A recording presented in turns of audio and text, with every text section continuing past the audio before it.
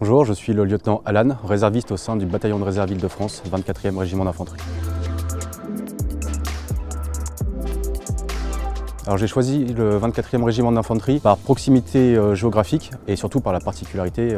qui est que ce soit le seul régiment de réserve en France. Donc avant de passer lieutenant, je suis arrivé au régiment en qualité de chef d'équipe, donc caporal, et entre le passage de caporal à lieutenant, j'ai dû passer une FIOR, donc une formation initiale d'officier de réserve, et par la suite j'ai passé donc un stage de certification d'un brevet de chef de section. Alors depuis que je suis au sein de la réserve opérationnelle, j'ai pu participer à plusieurs missions en sentinelle, donc en qualité de chef de section, d'officier communication et d'officier adjoint. Donc la FMIR, qui est la formation militaire initiale de réserve, est un premier pas pour former les militaires au sein du régiment avant d'être déployés dans les composantes, donc compagnie ou état-major, en fonction des besoins du régiment, ce qui va permettre de les acculturer à la condition militaire, vraiment avoir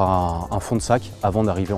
dans les compagnies de combat par exemple, où là ils vont pouvoir perfectionner leur entraînement. Ma motivation justement pour rejoindre la réserve, c'était tout d'abord un esprit de patriotisme, donc pouvoir servir le pays et également découvrir le métier des armes, la rusticité, énormément de valeurs justement que l'on ne retrouve pas dans le monde civil. Alors lorsque je décide d'effectuer justement une activité de réserve, j'ai la chance d'avoir un employeur qui est assez bienveillant sur la question et il me permet en fait de bénéficier de plusieurs jours pour effectuer justement ces activités de réserve. Toutes les activités de réserve